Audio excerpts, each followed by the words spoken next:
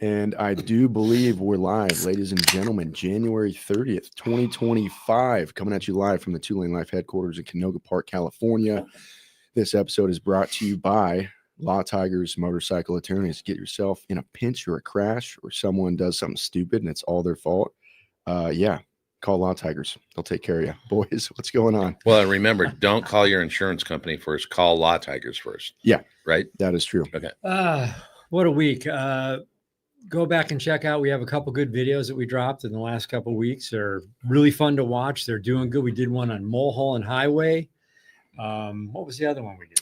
We did the release of the 2025, and then we just released the Cobra exhaust installation that Josh did. You do a Cobra? Fueling exhaust system that Josh really dug in and got his hands dirty and did a lot of the heavy lifting. Josh didn't do shit but film and edit. He drank a couple drinks. Yeah, it took you guys 2.5 hours to install the pipe, but it took me 16 hours to edit the video. Two older guys on the ground, concrete, in a warehouse with 16. Tools that are doing the work, but we got new tools. But we love Josh. So we got new tools. We don't care if you guys are good guys. Before we finish updating people, let's give them a shout and let them know who's going to be on the show today. It is Nick Ienatsch, who is a very well-known racing instructor. He's an author, journalist. He's got some other hobbies, including horses. A real rad dude. We looked him up, and he's kind of all over the internet in that realm. And he works for and with Champ Motor Yamaha Champion riding school. I'm botching it, but we're looking forward to talking with him about everything motorcycle and racing and traveling. And I have to give a shout out to Maggie and Brandy over at Red Rock Harley Davidson. We've been having conversations with them. We're going to do a project on March 23rd at the Las Vegas Motor Speedway, and it's a track day. So in the bio down below, you will see a link that you can, if you want to ride with us that day, you're welcome to join this track day. We want to get some traction, no pun intended. And we'll do a little meet and greet with some coffee and donuts in the morning, and then we'll hit the track. Nick is going to be there as one of the instructors. So without further ado, we should bring him in, don't you think?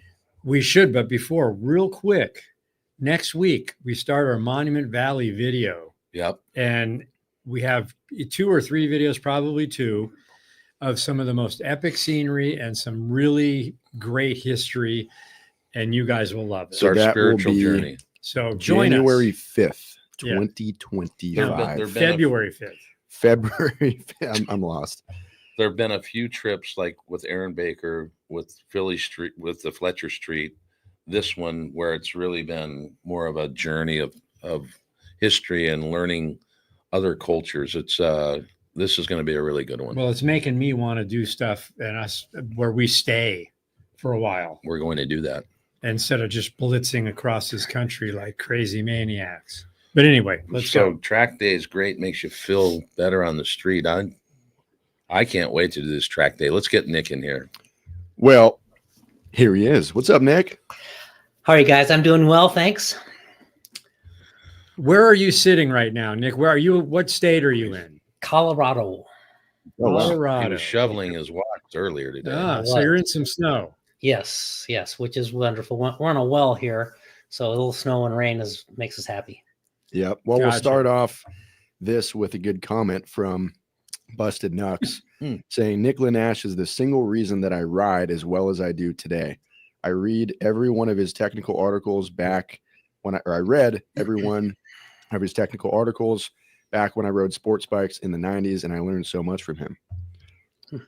Bam. There you have it. Yeah. Thanks, Dad. I'll get that money to you. I mean, appreciate that. Did you pay for that comment there? Yeah. Just to start with? Money up front. Yeah, that really helps. But if you're going to read the good ones, you got to read the bad ones too. So maybe we should stop right now, Well, you'll see as we go through the broadcast here, Josh will be putting up comments, and you can gaze at those a little bit. But it's one of the reasons we like to do it live and not produce the podcast, is we get a lot of great people chiming in and really making some great comments, and then they're talking to each other. So it's kind of cool to see the community that's been built around the channel. Yeah, I love what you guys do. I love that you're on bikes all the time, and just the way I am with my buddies and all my workers. We just love riding, and it's a great life. It's a great way to make a living in the motorcycle industry.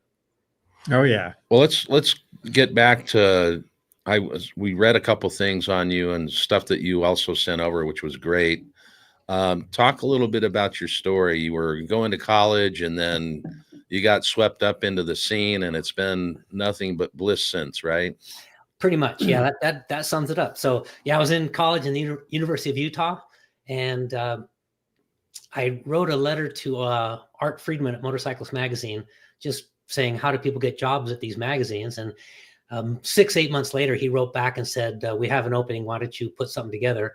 And my mom's an English major and my dad's a motorcyclist.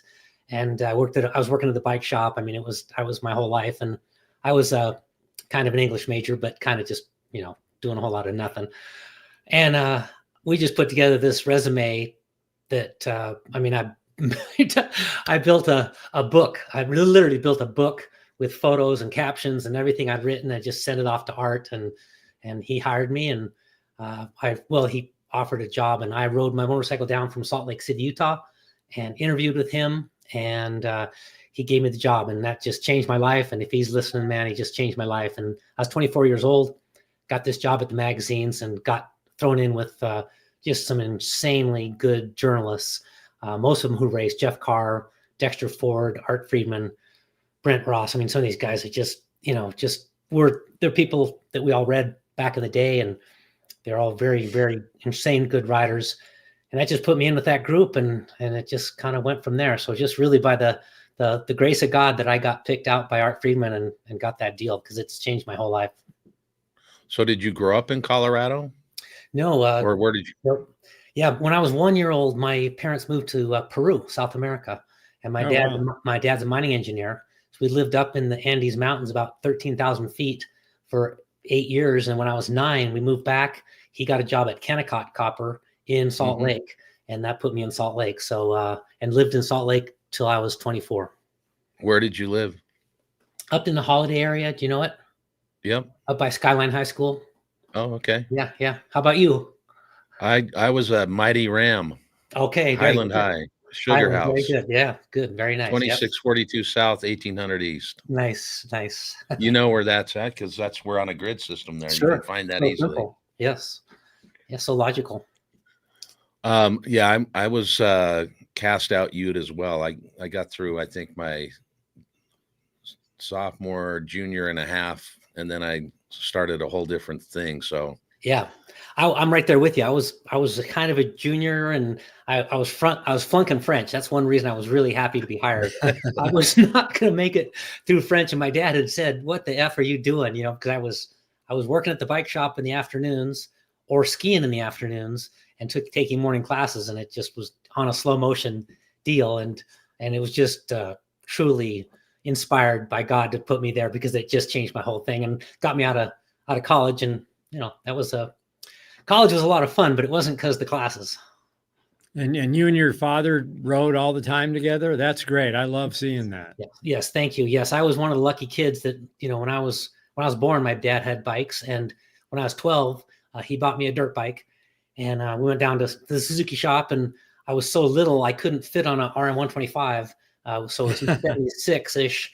And so he bought me a used TM125, and we went off to the gully and rode, and it just loved it. I am still a terrible dirt bike rider, but I love dirt bike riding. And so TM125. Are you talking the goalie? Yep. The goalie that I know? Yes, probably over right down in. Yeah. Yeah. Wasn't that a great place to run? Yes. Yeah. And it's funny. I was friends with Ron Johnson, who he let me keep his bike by the gully because I wasn't close to it.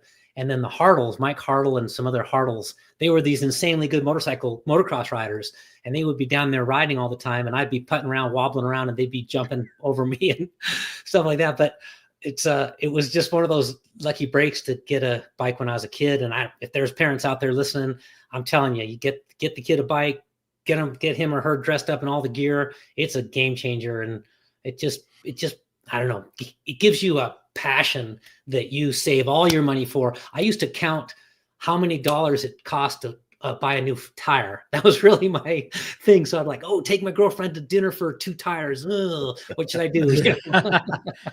Well, I can relate to that. I mean, I grew up and I was a river guide. I raced whitewater kayak, slalom racing. And then my son, when he was 4, we got him a PW50. And from that point on, it was on. He started racing the World Minis, traveling all over the country, did all the motocross stuff. He did some supercross with the PW or the new KTM 50s. Then he got into freestyle motocross, got all the way up into X Games, got a gold medal and a bronze medal in freestyle. And now he owns Thrash and Supply. So motorcycles have been this great uniting force in our life. My father didn't ride. My parents didn't want us to have motorcycles, but it ended up changing our lives forever. That is great. Well, I've seen him ride then, because I've watched all that stuff. And I don't know if you've ever gone around a motocross track, but I took my YZ250 up to Pueblo here, and this was 10 years ago. So I was, 50, whatever. And maybe it was even before that. So I was in my late 40s, and I could not run a whole lap. So without pulling over and shaking out my hands. And so I truly think that the Supercross riders are the top of what we do, top of the food chain. So all respect. I'm sure I've seen your son many times. Well, his name is Lance Corey as well. And his good buddy is Cole Seeley, who's Supercross. So yeah, mad respect, man. I'll tell you, it's incredible. I was just going to say, Cole, and these guys now they're on the dirt, street bikes on dirt, Harley stuff on dirt they're doing, and they're doing all kinds of, they get their dirt bikes out and do some big ramp jumps, and then they go ride their Harleys around the track, and God dang, they're just having a good time. Now, you know Ben Bostrom. Yes, I do. Yep. So he's married into my family. So he's basically my nephew. Very cool. He's basically, or he is your nephew? Well, by marriage. Yeah, he's your nephew. He's my nephew. Yeah. There's some talent in that Bostrom family. Yeah. Yeah. Damn. So you're a pretty decorated rider yourself. Talk a little bit about your history on the track and which types of riding you like the best, and give us a little bit of rundown of your background on the track side. Well, yeah, thanks. We'll put people to sleep right away. So the thing about the magazine job, we tested at Willow every month. Every month we were at Willow, and I showed up there, newer person, and just was terrible. But I just watched and paid attention to what Brent Ross and some of these guys were doing, and I started to see they really had a plan. They really did approach it in a. They were better than me because of the plan, not because they got a dirt bike earlier or anything like that. And that became clear when I met Eddie Lawson. Went up to Laguna Seca with Dexter Ford as a journalist, and I was going to take lessons from Eddie. Dexter wrote the story, and it just rubbed off on me with Lawson. He was a world champion at that point, but he ended up being a 4-time world champion, and it just rubbed off on me what he taught me, how he taught me, the way he lived his life, the fact that these top riders have a very clear focus. There's no craziness left. Craziness got crashed out a long time ago. They really have an approach that is progressive and processional. So when I turned 30, I thought I remember going to Laguna Seca for the nationals, hanging on the fence as a journalist and thinking, I know I could beat that dude. At least I could beat that guy at the back, So I ended up getting with Steve Johnson at Kirker, and John Cordona at Fours and More, Steve Bagansky at Stream Lean, and I started getting some bikes together and went out to Willow. And I raced every weekend for 3 years, won 2 number 1 plates at Willow. And I can remember there's a national coming to Willow, and at the riders meeting, there's 1,000 riders at Willow at a club race. And at the riders meeting, Kenny Kopecky stood up and said, "Hey, we got a national coming. Who's racing?" And I raised my hand, because I was going to race my 250, and everybody laughed. They laughed. They go, "What are you doing?" They just made fun of me. And I remember thinking that, and I ended up winning that national at Willow. Yep, won that national, and then had a couple podiums in 600 Super Sport around the country, and lots of podiums on the 250. I finished number 3 and number 2 in the country because darn Rich Oliver and Jimmy Felice, just I could never touch them. I mean, I wasn't even close to them, basically. But I was the best of the rest for the most part. And that's kind of how that went. And I was doing well on my 250. And Kevin Arion walked up to me at Laguna. And he said, "Hey, we're struggling with our riders. Why don't you why don't you just jump on this CBR 900, which was the exact opposite of my 250, right? It was the most powerful bike in the paddock. Wasn't fastest lap time. Superbikes were quicker than us, but he said, jump on this 900, do a story, and just ride it for us. And we won the race. Wow. Yeah. Me and Tommy Lynch. So Arion says, okay, ride it for the rest of the season. So we won the championship. And then the next year, they hired me again, and I teamed with Larry Pegram. We won the championship again. So, and we didn't ever fall off, right? We literally never fell off the motorcycle. Larry might have crashed it once in practice. I can't remember, but we just never fell off the motorcycle. And we probably won 5 or 6 races a year out of, 9 or 10. So we weren't winning everything, but we never gave away points. We never fell off the bike. And that, God, guys, that still sticks with me when I approach riding. When I think about how do I teach riders to do this, it's that idea that how can we do this without the drama, going across the center line into the guardrail, crashing in practice in a Grand Prix or national or club race, any of that. So that's kind of how it all happened. And I still race ARMA, and which is American Historic Racing Motorcycle Association. I race 2, 3, 4 times a year with those great people, and that's kind of the racing thing. So it's in your blood. Afraid so. Yeah, it sounds like it's in his blood. We should hook him up with Paul James. Yeah. You guys should do some ice racing. Yeah. Yes. Have you done that? I know Paul. So yeah. Oh, you do know Paul. He's been to the deal. We have such a connection with Harley. It's kind of crazy. We don't publicize it very much, but for the last 15 years in a row, the Harley-Davidson engineers, test riders have all come to Champ School, worked with our instructors. Kyle Wyman, of course, one of our instructors, Cody Wyman, worked with our instructors, taken 2-day schools, ridden whatever bikes they want to ride. We've gone to them. We've worked at their proving centers with their instructors. It's a 15-year and counting hookup with Harley, and it's when we say on our marketing, we say any bike, any road, any rider. That proves it. The Harley Davidson group saw enough reason to come back to our school after the first time, because the bike needs to be ridden in a certain way to work well.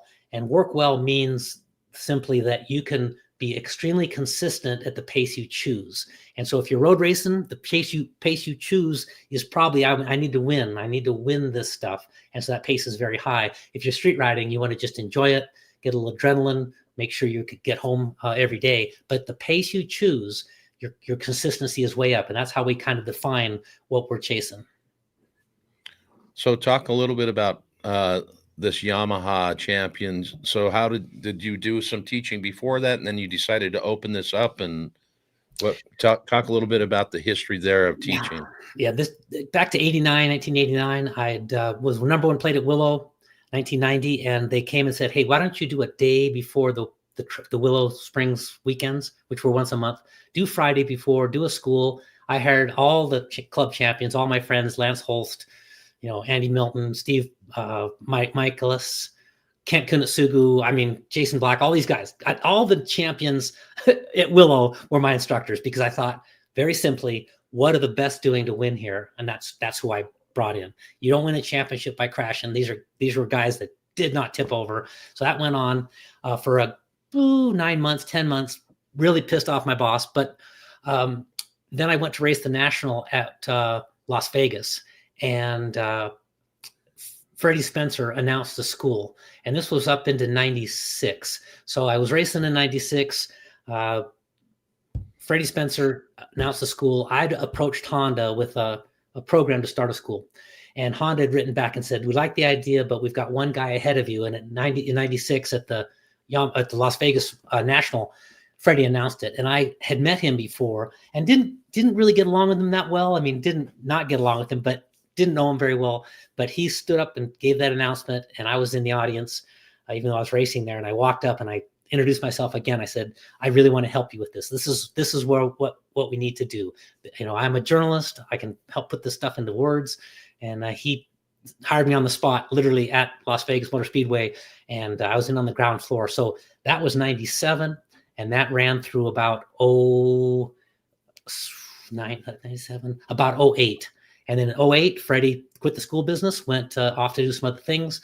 And Ken Hill, one of the lead instructors at Freddie Spencer, Mark Schellinger, boy, who else? A bunch of these guys that were teaching at Freddie's. We just said, let's keep doing this. And that's where the big break came, because we had left Freddie. Freddie had closed down the school, and we did the last school and got all closed down. And then we just heard from a guy named Josh Siegel. And Josh Siegel was a multi-time graduate of the Freddie Spencer School. And he basically said, you cannot let this end. It's too good. It's just a very good school.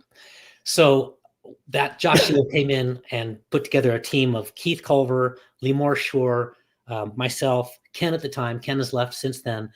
We added Chris Paris, and Chip Spalding. This was the ownership group that got YCRS going again. And that was 2008. And we added and subtracted people as we went.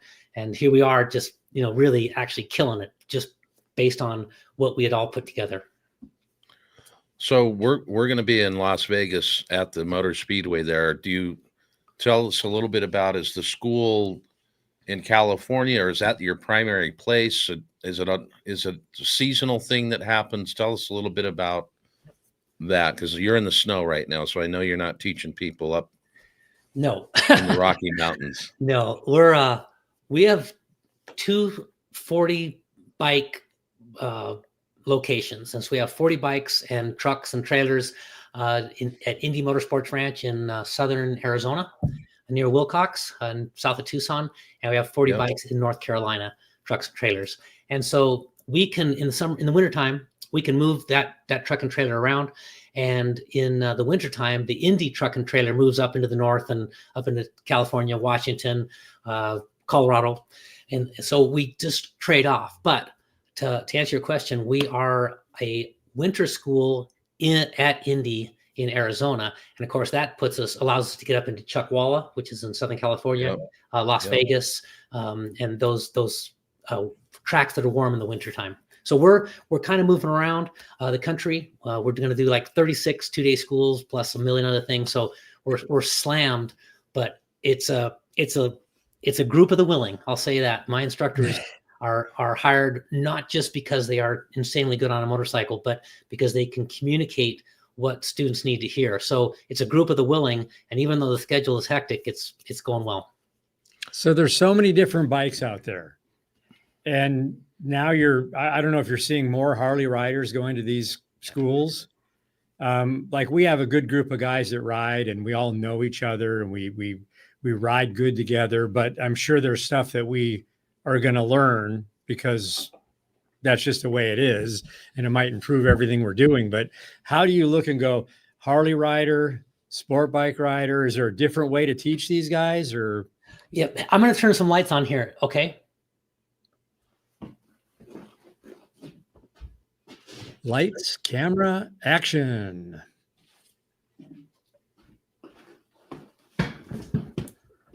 All right. I think that's better. That should be better. Yes. So there's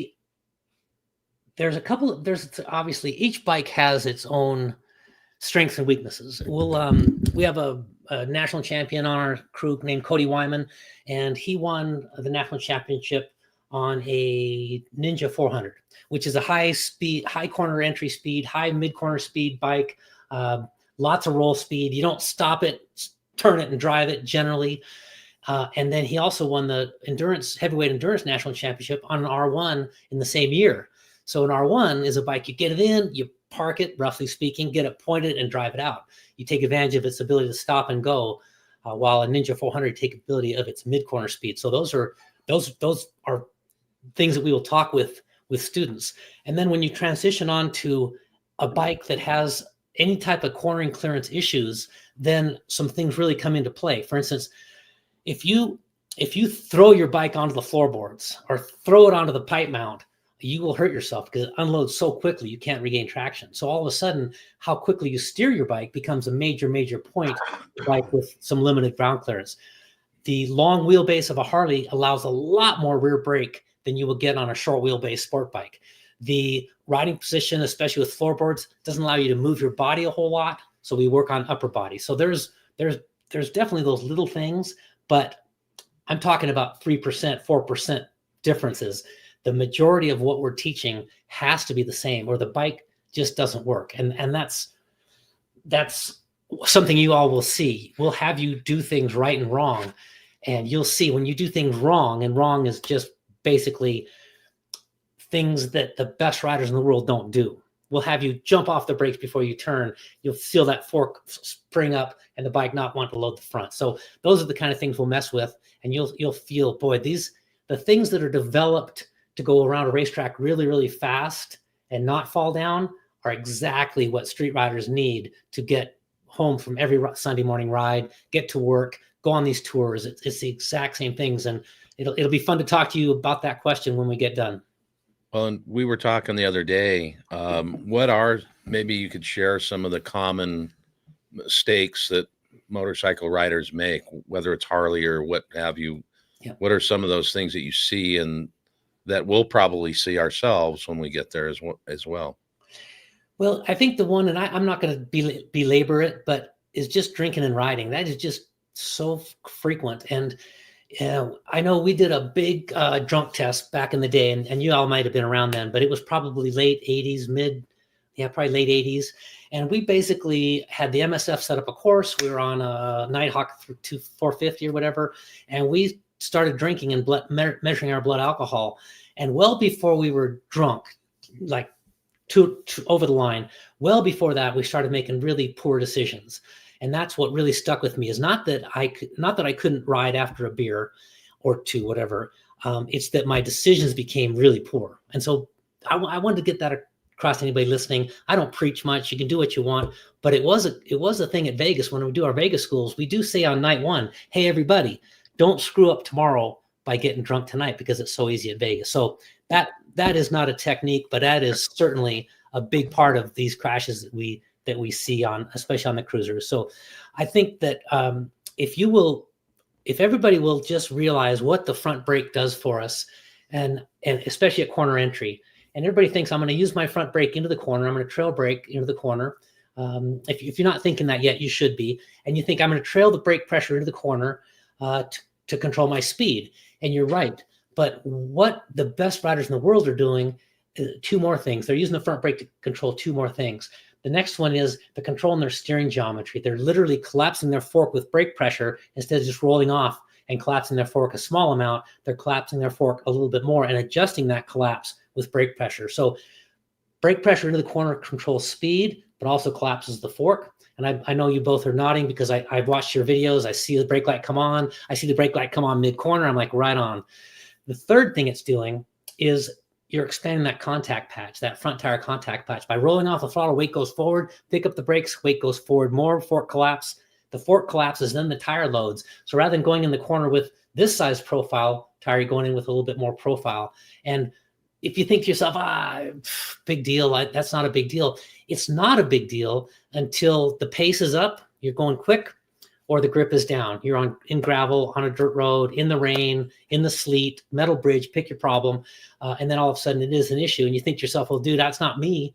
I don't go fast. Well, this weekend you come down on a road you've never been before. You're coming down a hill into a 40-mile-an-hour right-hander. When you get there, it's a hairpin to the left, and some kid stole the sign. All of a sudden, you're 20 mile an hour too fast, and you don't believe in trailing brake pressure into the corner.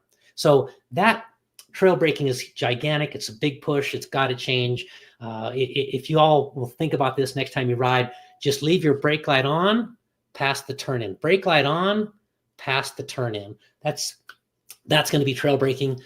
Some of you, we've had students come to our school and say, man, I used to think I was wrong when I did that. I used to think it was a mistake. And now they realize, no, that's exactly how the bike's designed. So that's one of the mistakes. The second, and I want to say that it's such a large mistake, it leads directly to the crashes that we see on the street. And in 2014, we did a huge thing with the Marine Corps, or I should say the Marine Corps made a big push for rider training. And they did a study, and they found that riders are crashing most frequently and dying by running wide in corners. So running wide in corners was the number one place people were dying, yet they're taught to get off the brakes before they turn. Let go of the brakes. So let go of your speed control, let go of your geometry control, and unload your front tire before you turn. 100% wrong. So now they're running wide in corners, or they've been taught to accelerate through the corner. An accelerating motorcycle opens its radius. You can play with that in a parking lot. In 2 minutes, you can teach that to yourself. So the Marine Corps established that was that's the main place we're dying. The second place we're dying is directly related to the second mistake I'll talk about. Riders riding like this with their hand wrapped around the handlebar. We need to learn riders to ride with 2 fingers, 1 finger, 3 fingers, whatever you want to do, fingers out on the brake lever. So when you accelerate up the freeway and you're accelerating full throttle, your fingers are still out. And you're and you get freeway and you're cruising on the freeway. You're cruising behind your friends. You're cruising up the canyon with your fingers here. You can let your fingers roll off the throttle, but they've got to be here cruising, because you come off the corner and you put your hand here and you drive it out of the corner, and now the deer jumps out. So we want to have our fingers up and out.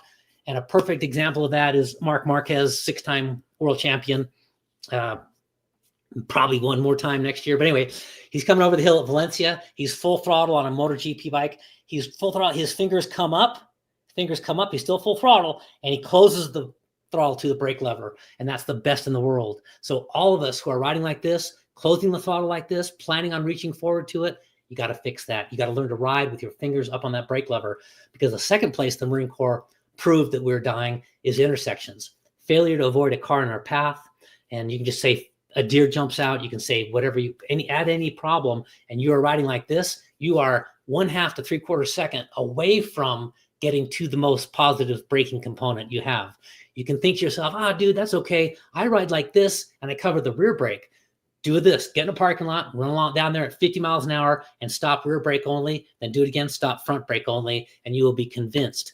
You cannot practice things that don't work at the limit, because the limits can be there literally in the first 2 miles of this next Sunday ride.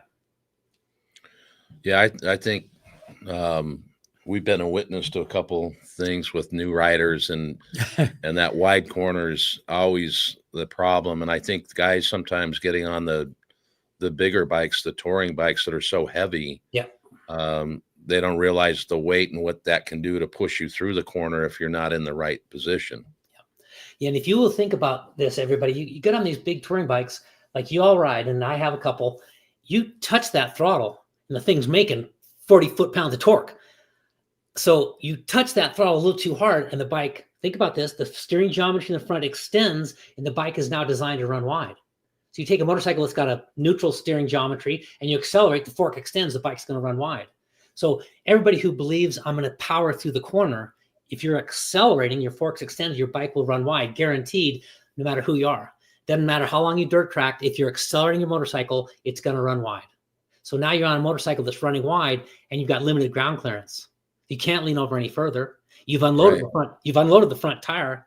So now you're trying to get the bike to finish the corner, accelerating. We've got to let that bike, we trail brake into the corner. Let's make this real simple. We trail brake into the corner. We use the brakes until we're happy with 2 things. And that is the bike's speed and direction. I've got the bike in and turned. At that point, you come off the brakes and you go to neutral throttle. And that's what the industry doesn't talk enough about. Neutral throttle, maintenance throttle means the bike is no longer slowing, but it's not yet accelerating. Your mile an hour stays the same. And you hold neutral throttle because you're happy with your speed and direct. You hold neutral throttle until 2 things come into play. You can start to see your exit, number 1. And number 2, you can take away lean angle. So the mistake people make is they skip over neutral throttle. They might trail brake in, good, for all the right reasons. And then they come off brakes and they go doink, 40 foot-pounds of torque. The bike rears back and starts to accelerate because they skip over neutral throttle. And if you will listen to the best in the world, listen to onboard. And if you don't believe in MotoGP being the best in the world, listen to 600 Super Sport. Doesn't matter. Listen to the onboard. They'll come off the brakes in these long radius corners, and the bike will go, they'll bing, and just hold it. Ooh, they're just waiting. Ooh, here comes the accident. Ooh, you listen to that neutral throttle, and they're doing that because if they accelerate any earlier or any harder, the bike will run wide. And so all your friends that are struggling with these high horsepower, high torque bikes, it's because their initial throttle is too high, and they've got to let it turn on lighter throttle. So those are the kind of things you all will play with and get a feel for. And we do it for everybody who's interested. That March 23rd date is on a racetrack, because it is the safest place to make any type of riding mistake. We have an ambulance there. We've got plenty of runoff room. We're in a controlled environment, and you get to come and play with these things. Get the bike in the corner, accelerate too hard, watch it run wide, and go, okay, that's not going to work. I got to go to neutral throttle. I love hearing all that because it makes me feel good. I mean, I definitely always have one finger on the brake, and I like it's cementing Good. the idea. Well, you I guys run nut to butt like a lot of us do. We get with our friends and we're running nut to butt, but this rider here has a 1.5, 2 second advantage on what he or she sees. So that lead rider sees a problem, pulls their brake on, and someone is riding behind them at like this. Now they're going to be a half a second late. And in that half a second, at 60 miles an hour, in a half a second, you cover 44 feet. So riding like this, riders, you are now a half a second late to get into the brake lever. Your bike has traveled 44 feet. Do you think you're going to panic? Yes. And so we have this instructor, Steve Ritchie, that you'll meet him. Neatest guy you'll ever meet. Ex-police officer, 25 years, taught the Las Vegas PD motors for 20 years. Greatest guy you'll ever meet. And he said when he did these accident reviews, he would say the rider never even touched the brake lever before it hit the car, or the rider had plenty of time but crashed before they got to the car because they were riding like this and went, oh no. And for anybody who just thinks, okay, whatever, do this. Stand on the corner, watch riders ride by, and see how many are uncovered, because there's a new rider group in this country that scolds people when they ride like this. So your son shows up after motocrossing. He's 16 years old. He's going to get his license, and he's riding along like this because that's what he learned in motocross. That's what you're going to do. And he gets scolded for doing this, and he's been told to ride like this. And maybe your son wouldn't do that, but your niece might, right? She's 16 years old. She shows up. There's a guy teaching. The guy's been riding for 45 years. He's got a big bike stinting right there. He's telling him how it is. This is how you ride. Now she does that, and she's a half a second late in the intersection and hurts herself or scares herself so badly that she quits. So I'm pretty upset about what's being taught to these new riders, because it might not necessarily hurt them or kill them, but it does. But it puts them off the sport because they think, I can't do this, when they are literally doing the wrong thing. Been taught the wrong thing.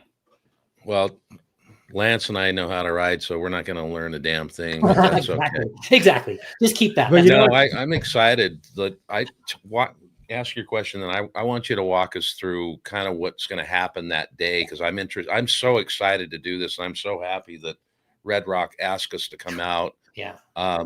I can't wait, just because we need to absorb this and learn this more and practice more, and we're on the bikes every single day. Yeah.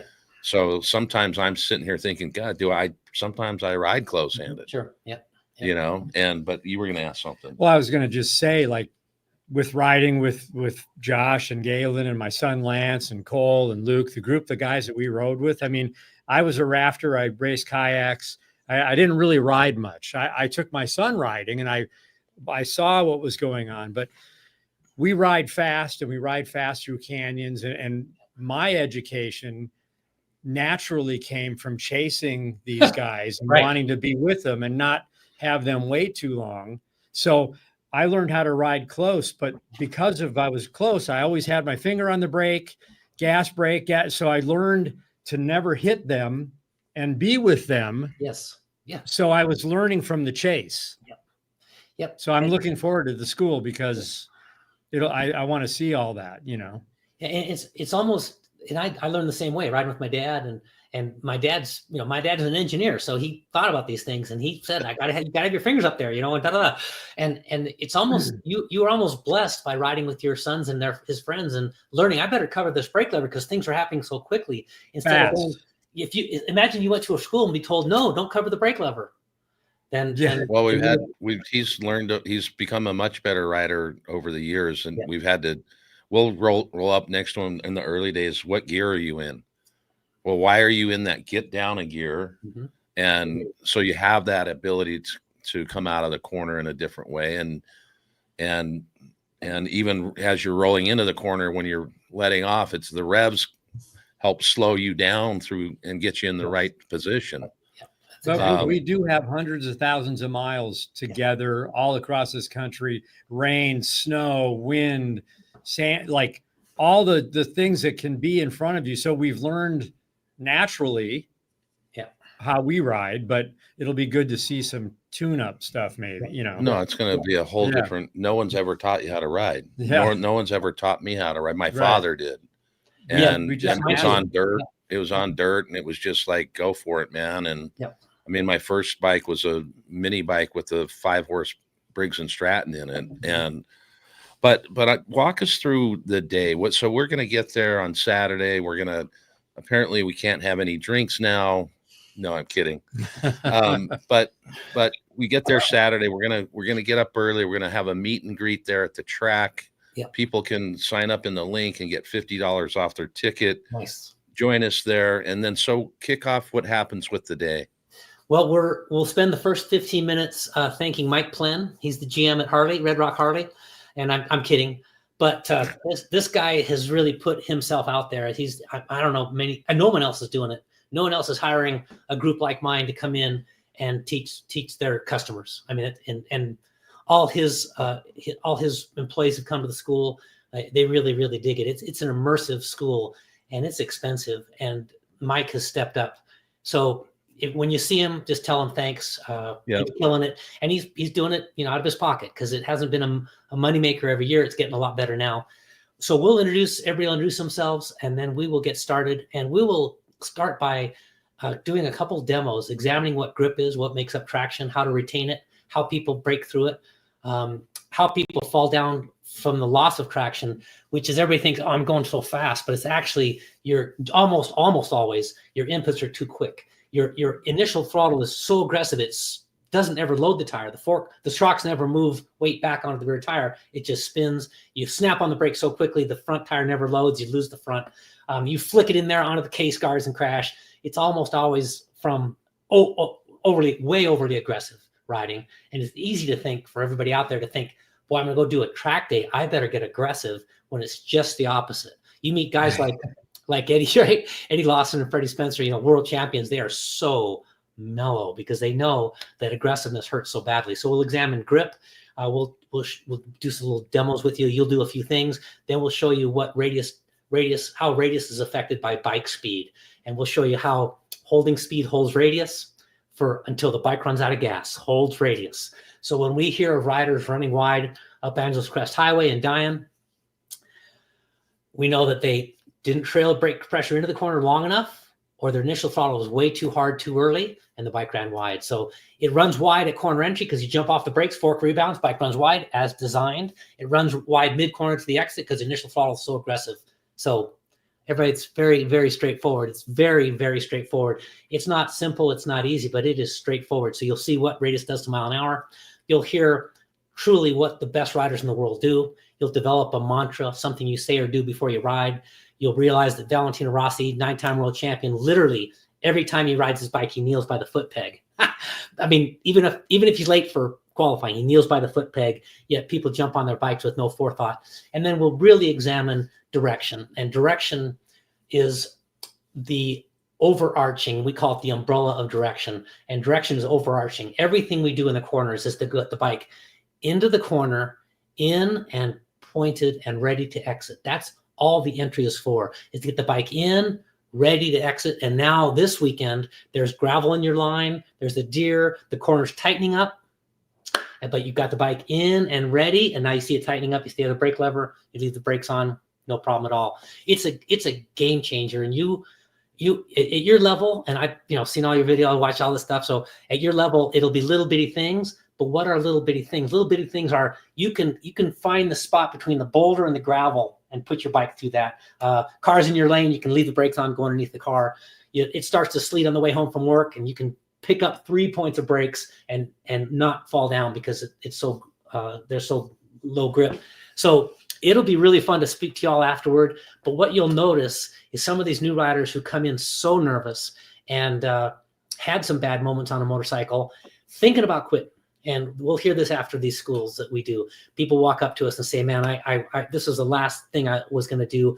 I was going to quit. I love riding. I think I should be riding. I'm falling in love with it, but I'm just not good at it, is what I thought. But they realized they were using the wrong control. When the instructors were still on their brakes, that student would pick up their throttle. When the instructor's head was here, the student's head was here. So it is that game changing. And anybody who can make it, you can plan on changing your two-wheeled life in that day. You can plan on it being such a big deal that you will leave there on a path. Will you leave there the world champion? Not yet, but you'll be there on the path to become the world champion, or win the cannonball, or the iron butt, or whatever you want to do, right? Whatever you want to do, you will leave on this path. You'll know that over here, I lost grip because I unloaded the front and added lean angle. Over here, I stabbed the throttle and lost the rear end. Over here, you'll figure that out, and you'll be on this path to becoming the rider you want to be. And I am more enthusiastic about the school with every school we do. And we've been doing it since, 97, 2008 with this group. But every school we do, I see more of how we can get better, and also what it does to the student's life. And it is game changing. And many people have said we could offer a money back guarantee, and we don't, because, that wouldn't maybe make sense. But people have said you can offer a money back guarantee. It is worth the money and effort to come to the school. And you'll see that with every one of my crew. Well, I can tell you, just this conversation, like, I feel so much better about going to this event, because just in your conversation now, you're reassuring and cementing, and I like this. It's going to be a great way to learn and walk away from there better. Yeah. So unfortunately, Josh is going to be in Iceland because I think he needs this course probably more than any of us. That's what I've heard. That's what I heard. Yeah. Yep. I mean, this cat is on the bike with the cameras going and standing up. But guess what? Filming. When I'm standing up facing backwards with a camera in my hand, you know where my fingers are? Nice. That's true. Yeah. Yeah, you guys do great. I went to I like cars a lot. I went to a car school back when I was a journalist, and I wasn't making any money. And I spent a lot of money on this 3-day car school up at Laguna. And I won't say who it was, but that instructor came in, sat on the edge of the desk with his arms crossed. He talked down to us for 3 days. Like, you guys are gals, you're a bunch of idiots, and I'm just here to try to get a paycheck to teach you fools anything. And I remember sitting there going, I'm paying a lot of money for this. And I've told my crew that if nobody can do that on our crew, if that's going to be you, go home, because students, students pay a lot of money for our school. They've got to get something out of it. Number one. Number two, if we don't do it right, people hurt themselves, right? If we tell people, if somebody's riding like this, if your daughter shows up and she's brand new and she's riding like this, if she's off the brakes before she steers and we don't say anything, that is the fail. And so we will always say something. We'll always say, hey, you've got to get it right. You got to leave the brake line on past tip, and you got to get these things right. And we never give up. It might be the last lap, and we might say, cover the brakes. I mean, that's the way we are, because it's, we're not solving world peace, but we are changing lives, and we are saving lives, and we're trying to grow the sport. And so the MIC did this big meeting, and they gathered all everybody around. They said, hey, how can we grow the sport? Sport's not growing. This is before COVID. And one guy says, oh, the kids don't want to risk anything. Oh, the insurance is too high. Oh, there's not enough bikes. There's not enough women's gear. There's not enough. We need more anti-lock braking. We need more traction control. We need wheelie control. All these things. And we weren't invited. And we're back there going, excuse me, we know why the sport's not growing. People are being taught incorrectly. They're riding the bike incorrectly. They're riding the bike differently than how it was designed. And so that's why you quit riding. You cross the center line. You almost hit the guardrail. You can't do a U-turn. And so you quit. So anybody who's out there that's had these dramas and these issues, and you're thinking about quitting or have quit, yet you think you want to ride, get your ass to our school. It'll get you going again. You'll see truly the way it's supposed to do. And what we say is, it's not Chris Paris's idea. It's not any of our instructors' ideas. It is, what do the best in the world do? What do the best in the world do to go at that speed and gain points? Every practice, every qualifying, every race, every time at home on the dirt bike, everything you're doing, how can you do that to gain points? How can you get home after every single Sunday morning ride, get home from work? How can you do that? And it's based on what the champions do. And you do not win championships laying in the dirt. So our whole push is, what are the best in the world doing? And that gives us this broad and wonderful latitude to continue to evolve our teaching. So you'll come into the March 23rd dates, and you'll hear something differently than you would have heard last year, because in the ensuing year we've watched and talked and discussed this with world champions, and we keep tweaking on it. So it's an ongoing deal, and it's taught by instructors who really believe. I mean, we've had instructors come to the school as students before they were instructors and walk up to us afterward and said, I've got to be a part of this. It's that type of a feeling. So while you're at it, talking about that, remind people the name of the school and where they can find you. Yeah, it's just champschool.com, Yamaha Champions Riding School. And we are doing probably 40 different 2-day venues all this year. We do Marine Corps Level 3 training with the Marine Corps. We do a bunch of BMW MOA stuff. We really trying to develop this reach to get to more people as quickly as we can, because we do believe, and we know for a fact, and you'll see this, I would love to see at the end of this March 23rd, the people you speak with and see what's changed in their new rider life. I really that will be fascinating. But we're trying to get these big programs going. So that's what we're chasing. And with the Red Rock deal, it is the only group I know, only dealership I know sponsoring this kind of thing. So hats off to them. It's just amazing. Yeah. How many people do you in a class? 40. 40. Okay. Well, in this one, it's going to be 40. How do you keep an eye on all 40? We'll split into 2 groups. So we'll start all together, and then we'll split into 20 and 20, and we'll just 30 minutes on, 30 minutes off. And 30 minutes on the racetrack is a lot. We'll do a lot of drills. We'll get to watch you one-on-one, focus on things one at a time. We have a rule at our school. It's called rule number 5. And that is that the student gets what he or she needs. And so every one of you will be given permission to walk up to an instructor and say, I got a question, raise your hand, I got a question, fix this stuff, because we don't want people to pay this money, spend this time, give us this time, and not leave with every answer they've had a question for. So that's a big push at our school. So even if somebody's shy and doesn't want to say anything, they can walk up to any one of our instructors, Isaiah Davis, and say, hey, I got a question. I didn't want to ask it in public, but what should I do in this situation? So that's a big part of it.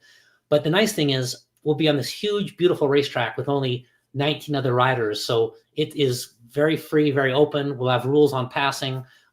It is the safest place to ride a motorcycle. And what will happen to some of you, and maybe even y'all, you 3 or 2, if you show up, is the same thing that happens to Steve Ritchie. Steve Ritchie is the motor officer instructor, has a bagger, and he started coming to our school, and now he has an MT10. He's doing track days. He's thinking about racing Armour with me. So just be careful. Just be careful. You might have a racing passion. Yes, you might have a racing passion deep inside and come out and race baggers with Kyle Wyman. Oh, yeah. Well, I mean, I won't speak for Lance, but I will for just a minute. He started off basically in a parking lot trying to learn the bike, and then slowly, because he got a Road King was his first bike.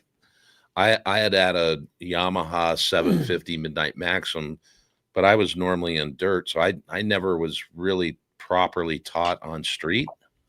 And out of the hundreds of thousands of miles that we've got and experience that we've got, neither one of us has been really properly trained. It's just been more learning as we're riding. And so it's to me, like I said, it's going to be, I'm excited to do it just to learn what I don't know and learn what I'm doing wrong. Even though I think I can ride, that may not be really exactly what comes of that. Might be, I can ride better now. Yeah. Well, I'm hoping I can't wait that when we do this, you and your instructors will say, you guys are right there. Just do this and this and right.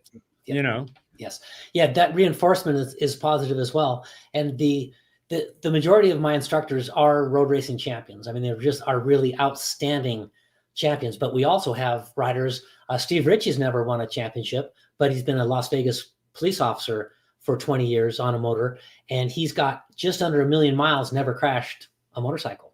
So those are the people you're going to be surrounded by, this level that is just unbelievable. I mean, Chris Paris is 9-time heavyweight and national champion, and he's fallen off the thing twice in 9 years, so there is just a whole different level. So we will be able to really drill down with each one of you and talk to you, ride behind you, ride in front of you, do all this stuff and get some laps done. So y'all have the right attitude. And that whole always constantly learning attitude, that is one of, if not the mark of a successful person. So anybody who has been struggling on motorcycles or is thinking about getting into motorcycles, if you have the attitude these guys have, I want to just keep learning, with the caveat of you have to discern between things you learn that don't make sense, like get off the brakes before I steer. Well, when I watch 600 Super Sport, they're all turning with the brake on. I can see their fingers, so that doesn't make sense. Accelerate through the corner. Well, no, if I hear Marquez neutral throttle on that last turn at Valencia for seconds, so he's not accelerating as soon as he can. So as long as you can discern between right and wrong, because there's some things out there that they just don't work. They don't make much sense if the pace is up or the grip is down. So that's what you have to keep looking for, is discern between right and wrong. We've been blessed to work with Harley, and people think they're just paying us gobs of money, but it's been a fun time with them because we've gotten to know a lot of the top level executives, including Jochen, and they all ride. And we've also been and had the luxury to ride with Cody and Kyle and have a great time. There was a group of us up in the New Mexico, north of Santa Fe, in the mountains up there. And there was a large group with us, and there was a pack of about maybe 10 of us, and we would just take off. And Cody was at the front, having just a blast. And watching those guys ride too, it's you learn from just watching them ride. But the interesting thing about learning is we talk about this. We're shaking hands with America. We go out, we go to small towns, learn family legacies and all this history. But everywhere we go, it's like a new classroom, and we're learning something new all the time. So that's where we get the open mind of wanting to learn and improve. And Cody and Kyle talked to me about those days with y'all, and you're only about an hour and 15 minutes south of my house. And so I think I was somewhere else, but it would have been fun to see you guys. But now that I know you, we'll get together. But you can see what they're doing, that if you have, and this pretty much can take us right to the core of safety. If you have the ability and the mental and physical ability to go to the brake lever anytime you need it, that's what really changes you. And I'm sure there were many times Cody, right, national champion, got into a corner that he never saw before, going a little too quick, and just squeezed on some brake, front and rear, but squeezed on some brake. So many times that happened. Didn't go across the center line. He didn't just go on a lean angle to make it. He brought his mile an hour down, and that tightened his radius at the same lean angle. So those are the kind of things you saw from it. I saw your brake lights on mid corner on the video. So when I see that, that is the mark. I can I get in the corner too quick, especially downhill corners, I'm going to squeeze on my brakes. So we talked a little bit about, and maybe we kind of use this as a piece of the closing, but you do watch some of our videos, as you noted. And one of the things you and I were talking about the other day was this fact that we need to keep building the community. And you touched on it a little bit earlier, but that's really for us. This is our 5th year of being 2LaneLIVE, or going into our 5th year. And for us, it's been about trying to get and inspire people to get out and see the country. Whether you're on a motorcycle or not is not as important to us, but it's really getting the community, which I don't think we were, and we've said this many times, that we were probably not as abreast of it when the two of us were just riding out in the countryside, and we didn't care about anything else but just finding the next story. And now that we've been putting those stories on YouTube, all of a sudden the community is grown immensely, and it's almost somewhat overwhelming with the stories we get from people. So let's speak to a little bit about your thoughts on the community. And you were talking about safety issues and people not wanting to ride. We think that people should go out and ride, and we think people should experience the great outdoors on a motorcycle, regardless whether it's a Harley, Indian, BMW. We choose Harley, but just to get that feel and the flavor of the towns that you're in and the stories that you hear, and Yeah. the monument parks and things that the national parks and things that you can see out there. Talk a little bit about your thoughts on the community itself. I wrote that I will never try to convince someone to ride a motorcycle, but if they've decided to, I will do my very best to convince them to come to the school or to take Champ U, which is our online university, Champ U, because it is so dangerous and can be so devastatingly bad. And you and I and all of us know people who have hurt themselves or killed themselves on a motorcycle. So the downside is bad, very bad. But the highs, the quality of life, the type of person you will be around, the machinery you get to fiddle with, the smells, the sights, the adrenaline fill there's nothing like it. And I have friends who fly F-16s, right? And they would rather go ride a motorcycle because F-16s are so tied down. I got to do this maneuver. It's all under da-da-da. They'd rather be out on their bike, and they've told me that. So there's nothing like it. But the thing that we talked about yesterday was, okay, so let's get people on a motorcycle because it's so great. It's great for their life, blah, blah, blah. But it can't kill them. So it has to be done correctly. And that is what pushes my group, Champ School, all my people so hard to get every word out. Is why we did these 6-hour, 7-hour online videos. They're not making us money, but our school is so expensive that a lot of people can't afford it.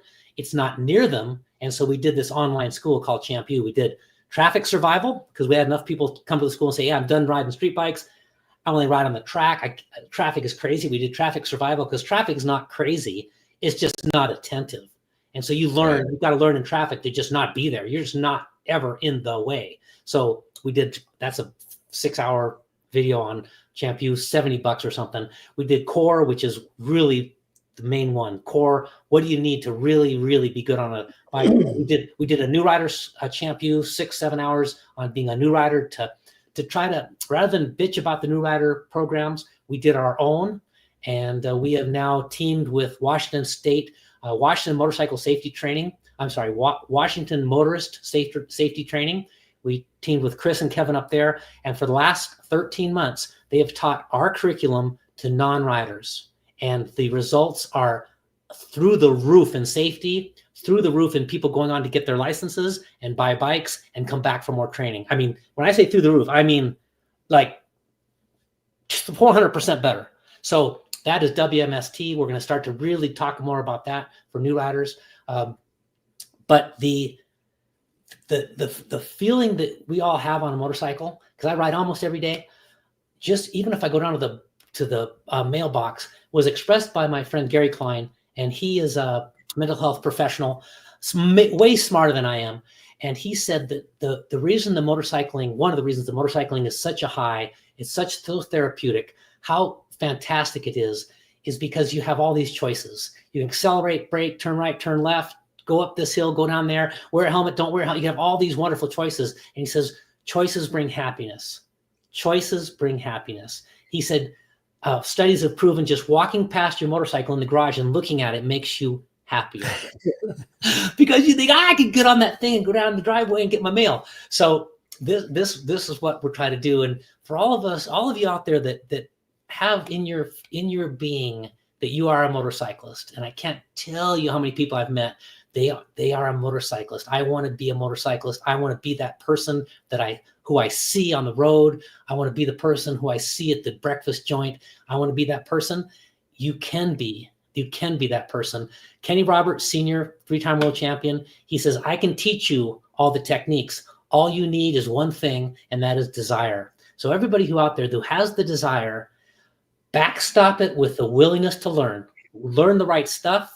Desire plus learning the right stuff gets to be the life that we're all four of us are living here on this podcast. So on champ.com, tell us what things you can find on there, because there's Champ U, there's some different things that people can actually just take courses and read and interact with videos, different things. So talk a little bit about that. Yes, thank you. I really appreciate being able to talk about this. It's obviously near to my heart. In the old days prior to COVID, we would do these 1 or 2 minute videos, and we'd throw them on YouTube, and we would say something like, squeeze the brakes initially to load the front tire in a corner if you have to slow down. Or people riding, you are crazy. Don't tell people to brake in a corner. You're going to kill people, and because there's no context. And so when COVID hit and people had to stay home, we all got together, driven by my whole team, which is just incredible. Lamar Shore, Chip Spalding, Chris Paris, Josh Siegel, and Keith Culver. This whole team got together. Alex Hatfield got together and said, let's put out a video that people can watch during COVID. And it turned into being 6 hours. We added quizzes, we added drills, we added 7 reasons we crash a motorcycle. We showed where your fork should be at tip in. Where should your fork travel be at tip in? In other words, where do the best in the world turn in with their fork? At what travel setting is it? And we talk about that on this video, this kind of mathematical exactness to riding. And that was to get away from these vignettes of things that just had no context. And people would say that we're crazy. So we put it all into context. It's in 131 countries now. It is just Yahoo or somebody, Google or somebody called us up and said, hey, we have a problem. You must be faking your reviews because you only have 5-star reviews. There's nothing less than a 5-star review on Champ U. And we hadn't. We just happened to do a good job, which is, you know how it is. You turn. I could see that through this conversation that we have that you have that, that realness. Yeah. So we happened to we just hit it right on the head and it just killed it. So we thought, okay, let's do a traffic one because people bitch about traffic, yet it's very survivable. Excuse me. Let's do a new rider school because if somebody takes a new rider school, other than at Washington Motors Training, they could at least watch ours and backstop it for $40. We priced it $40.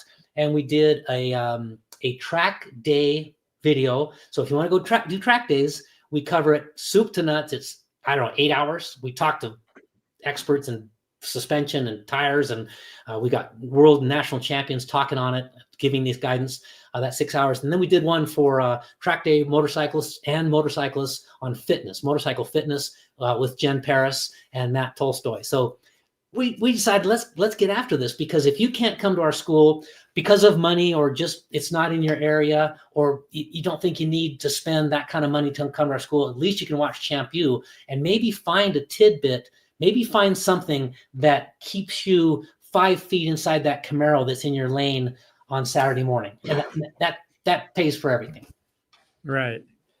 Well, that's awesome. What we need you to do, Nick, is expand your knowledge base into the motorist the DMV and driving school for cars. Like, I know it's so much worse. Today I was on the way in and young lady in the passing lane, and she is all over the place, and I know she's on the phone, and I roll up next to her, and sure enough, she's just watching, and I'm like, you're swerving all over, and I didn't get outraged with her, but I'm like, hey, you're swerving, kind of a thing, motion. Yeah. And she got a little bit embarrassed and wouldn't look, and then but at least she stopped for the next 10 minutes because I didn't see her swerve anymore. You know, but it's just, we don't pay attention anymore, and you've got cars that self-drive that people are, it's got to be even more tricky. As you said, every year you change something in the school, but every year there's driver changes that take place as well. I mean, we were talking about this the other days. As kids, when we were growing up, we had driver classes at our schools. Right. Yeah. And we had instructors, and you had to go through these courses and all this stuff. And they still go to these schools, but I don't know how well they're taught. And I don't know, the passing lane's a big thing out here. People they're scattered all over the place, and they're going different paces of speed. Yeah. So it creates an environment where you've got to be very aware of what's happening so that you can move in and out with safety. Yeah. Well, I always say, and I've always said this, that when we're on the road, freeway, highway, whatever, no one knows I'm there. If they cut in front of me, they didn't do it on purpose. I got to figure out how I'm going to be where they know I'm there. I'm going to be aggressive, and I'm going to stay in the safety zone at all time because I'm invisible. Exactly. And exactly. This is what you learn as a veteran rider.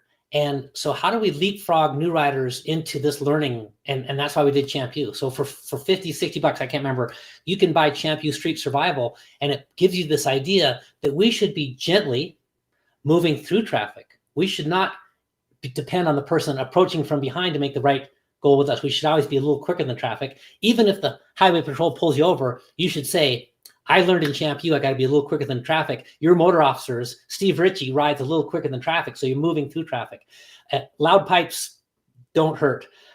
Playing with your high beam, making sure you know what is the blind spot, but more importantly, what is the death spot when you're next to the vehicle? When are you out of the blind spot? Oh, you can't see the driver's head in the mirror. So we could do an insanely good show on traffic survival with you all because of what you've seen. Living in Los Angeles for all those years, commuting into Sunset Strip for the magazines, working with Art Friedman, and Art Friedman was our editor, and he was so into traffic survival. It really helped all of us. So we could do some amazing things. But the main thing we have to remember, not the main thing maybe, but one thing is we cannot get mad, because if we go ahead and smack someone's mirror because they're or kick at their door, if they're having a bad day, or they are one of the 60% of Americans on some type of drug, they will go, you know what, screw you, and take you out, even if it puts them in jail. Now you're in the hospital, maybe dead, because you got angry at a vehicle much larger than you. So if you can control that emotion, man, that really helps. And I have found, I don't know if I put this in Champ U, but I did, but I would rather laugh at things. I would rather go, wow, that was a really good move there, and just keep going. And the beautiful thing is, generally, most of us ride fast enough motorcycles that we can get out away from problems. So 100%. It's a fascinating subject, because if you will think about how many students have said to us, hey, I only ride on the track anymore, and now it's fascinating. So now the industry has lost them buying street gear. It's lost them buying street tires, street bikes, right? They're not buying street helmets anymore. It's all track stuff. So to think about how far we could go on street survival, it's pretty insane. It's pretty good. And if you understand that new rider schools are scolding people who ride like this, that's probably a good place to start on your street career. The street is a great track. If you do everything we were just talking about with the attitude and getting where you want to be, you can make your congested ride actually a fun event that you just went through. I don't think 100%. so. Oh yeah. You ride 2 miles. I ride 30, and it's a bitch every day. All these pukes out there that don't know how to fucking drive. I don't get it. Well, I tune it out. It really is a aggravating thing. Every morning and every evening, it's like, what is going on here? Like, I just don't understand it. You talked about bike fitness. Yes. We did. We left Deadwood, South Dakota. We went to Vegas in 1,100 miles in 15 hours, 10 of us. That's pretty good. That's rolling pretty good. I've done a couple of Nevada 1100s back in the day in 24 hours, and I didn't feel like I was letting moss grow. So you guys, that's going pretty good. Yeah, we were moving. That's pretty good. I'm proud of you. I really like the idea of having you back on, but we need to wait till we meet March 23rd to see if we really like each other, or this is. People who know me don't like me, so I don't know if it's good to get to know each other. So that's good. So. I think it'd be cool to do a segment on rider safety, and if you want to do that, we're up for that. We'll schedule that sometime and promote it a little bit more so that people really understand. Because this really what. Our videos showcase towns and different stories and great things, but this environment that we're in here and the lives that we've done, it's really allowed us to talk about all different things in life, whether that's drug use and abuse and death, and whether it's suicide, whether it's abuse, it's allowed us a platform to have discussions. And I think, just like you're talking about, for us, if we can save one person or two people by letting them hear someone else's story and learn from that, then we've done our job. And the same for you. If you're getting one person that out of harm's way because of the instruction, that's worth everything that we're doing, right? That's the mindset that we have to have on this stuff. Yep. Yeah. We have eight military veterans working for us, just because that we like how hard they work, and we like everything about them. We appreciate them. And I know we work with the Marine Corps quite often. We do the level 3 training with them. And the PTSD issues and the depression issues are very real, and Yep. they're doing some really good things with them. But if you look at a true solution to PTSD would be motorcycling for a couple reasons. Number one, it's risky and life-threatening, like they're coming back from service war. It has really cool parts like weapons. It's got motorcycles and all the cool parts. It's got really amazing people. And y'all notice how neat motorcyclists are. And you think about why do I like motorcyclists more than car only people, for instance? And it's because almost everyone, especially in my world, almost every one of us has crashed out of the lead of a race all by ourselves, right? We've given away the lead points, crashed ourselves into the barrier by ourselves on our own. And that gives you a lot of humility, and it gives you a lot of understanding of mistakes. And it keeps you you don't get too upset about mistakes anymore, because I crashed out of the lead of a national in Topeka, but I don't want to talk about it. So you start hanging out with these motorcyclists who are just very self-aware. They're relatively humble. They have a lot of pride. They got a lot of backbone, but they're relatively humble. You just like hanging out with them. So they think that would be part of a military veterans deal. But the caveat is it can hurt them. So I would love, and I would love to get with a veterans group. We've talked to a few of them. I would love to have them show up with veterans, maybe 10 veterans who are struggling, put them on mini bikes. In Indy Ranch, we have mini bikes, get them going on mini bikes, get them off mini bikes, get them on the small bike, get them going in the parking lot, get them out of the parking lot, onto the racetrack, get them going in the racetrack, and spend 4, 5, 6 days with them and see what difference we can make. Because that motorcycling cures depression, right? That is what my friend Gary Klein says. It's what y'all are talking about here. We've had a lot. We've turned into a what do we call it? We're a mental health counseling, and we've had people that share their family stories and their painful stories, and they thank us for what we deliver off of a motorcycle. Well, great stuff. Yeah, it is, and I'll thank you for every one of them, and for everybody listening. I thank you for what y'all do, because it is just an upbeat deal. And there's so many things to get depressed about in life. You could really talk yourself into the glass is half empty, and things are really going south, and I've got all these problems, and et cetera, et cetera. And then you put that helmet on and you start that bike up and you accelerate out of your driveway, and everything changes. And one of the main reasons is when you're riding a motorcycle, the risks are high enough to eliminate everything else from your brain. You can't think who the president is. You can't think of sickness your aunt has. You are so focused on the motorcycle, and then you take the helmet off and you have the glow, and then you come back down. You can think about those other things. But that is the truth. And I mean, we've got a couple of I've got one Marine Corps major who now works for us, but he returned from drama in Afghanistan, and he had to find something to get him back into life and back into living. And so I want to thank you, the way you all do your thing, and the way the happiness you show, and the pluses of motorcycling are fantastic. And that is the way I feel about it. I feel that this is the reason I'm on Earth. It's the reason God put me here, is to ride motorcycles. And if I can help anybody else ride, I'll do that. And I think y'all are doing the same. We like that. We're going to send you that link, whether Galen texts it to you for the 1,000-mile run. Yeah. Just so if you want to look at it. I would love it. I'll send it to my highway patrolman friends.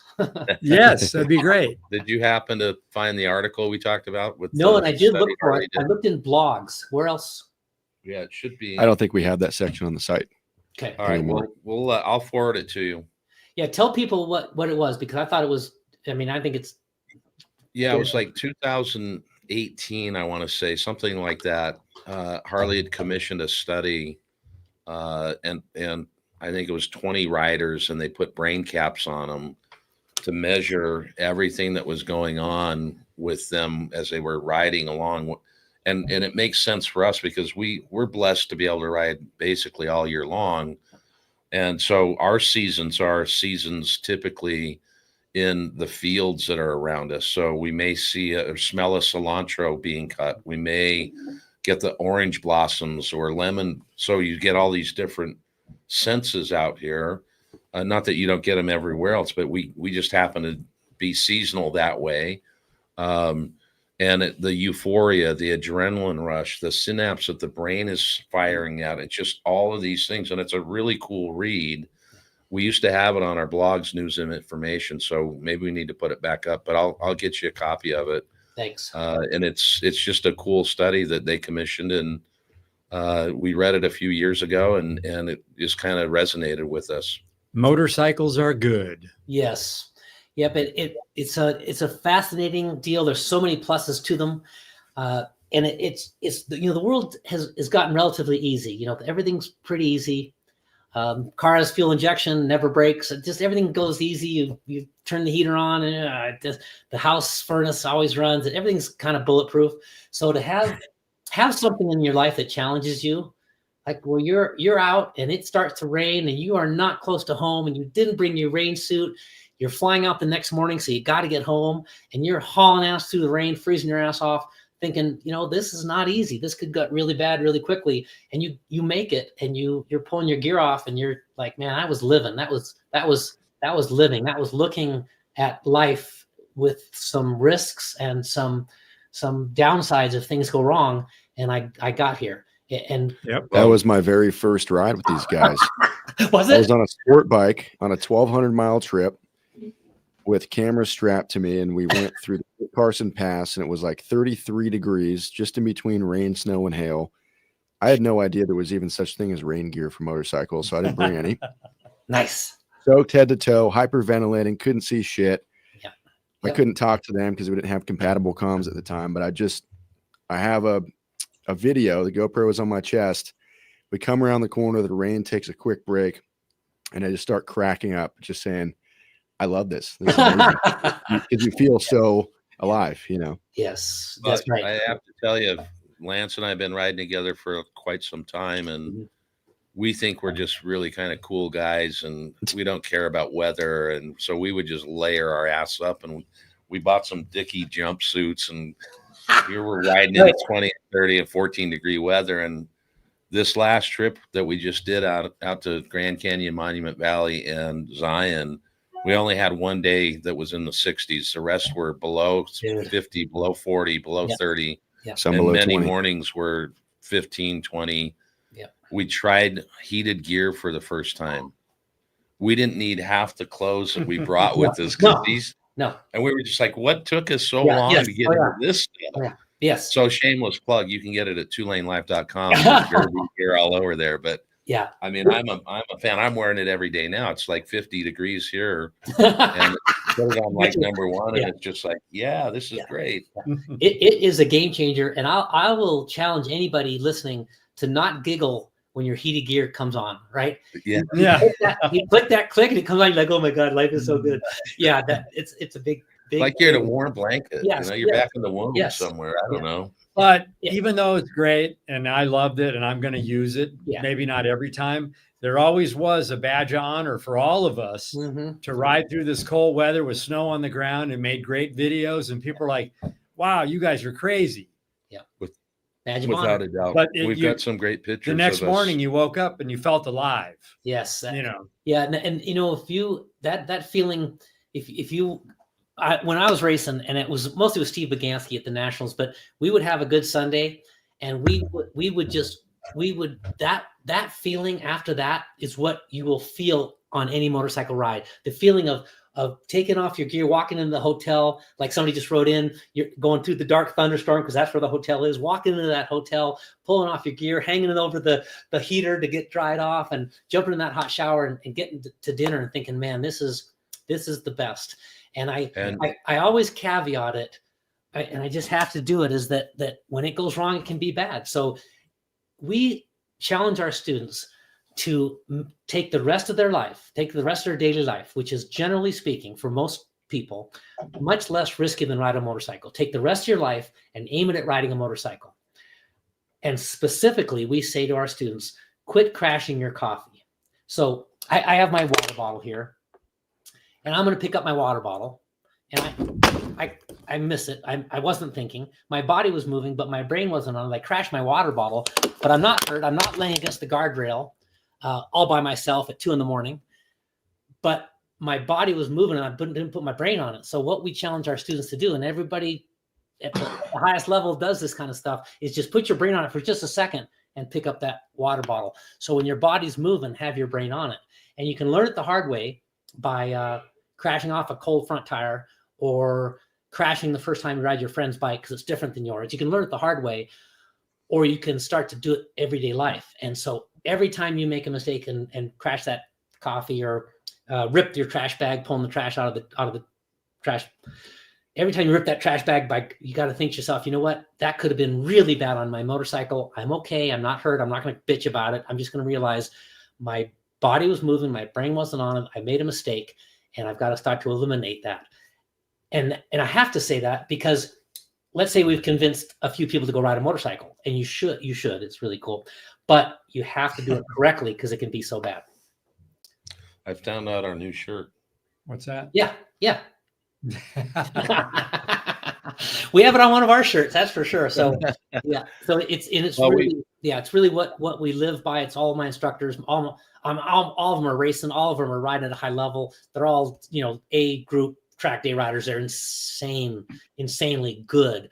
And I mean, they're not crashing. You know what I'm saying? They're not just going fast and crashing occasionally. They just are so good, and they're all into this. I got to quit crashing my coffee. I've got to be as perfect as I can when my body's moving. So when it really counts, when I throw my leg over that bike and it starts to sleet on a road I've never seen with cameras strapped on me, I don't screw it up. Yep. Well, we want to thank you. We've actually, it doesn't even feel like that. We've gone an hour and a half, which is awesome. But tell them your website again, and then we'll close down here for a second, and then we'll take you off, but stay with us for just half a minute while Lance and I close. Great, everybody. Thanks a lot. It's champschool.com, and you can learn everything on their schedules. We have a lot of videos. We have blogs. We have technique stories that I've written and Keith Culver's written. So a lot of information if you really want to stew in it, because, man, we do want you on a motorcycle, but you got to do it correctly, and correctly means safe at the speed you choose. Well, for me, you can say something as well, which I just appreciate getting to know you. It's been over the phone and now through really StreamYard, but I'm super excited to meet with you on the 23rd. And as we tell all of our guests, you're now family, not just a friend. And so we appreciate, you sharing your word and helping our community think about things maybe a little different and from a safety perspective and a rider's perspective. So there's going to be more to come for us about the school, and then get you back on at some point. We'll talk about rider safety. So I'm very thankful. Great conversation. I mean, I got to admit, when I knew we were going to track day to do this stuff, I was like, I could be on a trip, but now I'm actually really looking forward to it. Well, I appreciate that. That means a lot. I appreciate everybody writing in too. I've been reading these comments. It means a lot to me. I know when I was, when I started at the magazine, I'd already been to California Superbike School and I'd already been studying it, watching it. But I really, really worked hard at my riding. And I learned very early when Brent Ross passed me. He was on a Virago 750 and I was on a sport bike. He passed me at Willow Springs. When Brent Ross passed me at Willow Springs, I still remember that. When Kevin Schwantz lapped me at the 24-hour and he was on a piece of crap 600, I was on the best 750 in the country. When he lapped me, it really hit home that it is not the bike, it is the rider. And I have worked so hard. So all these people that are writing in and saying, thanks, I'm going to try this. Thanks for trying this. I'm going to come to the March 23rd day. That's how I was. That's how I was, and ended up being a national champion. So I really can encourage you to jump in, study it, get on Champ U, get on Champ School and do it. And keep in mind this Harley track day that Red Rock does on the 23rd of March, it is just street gear. So you don't need leathers, just street gear on any bike. You'll see every type of bike there. So I wanted to put that in because a lot of people are like, I don't have leathers, I don't have race tires, I don't have racing brake pads.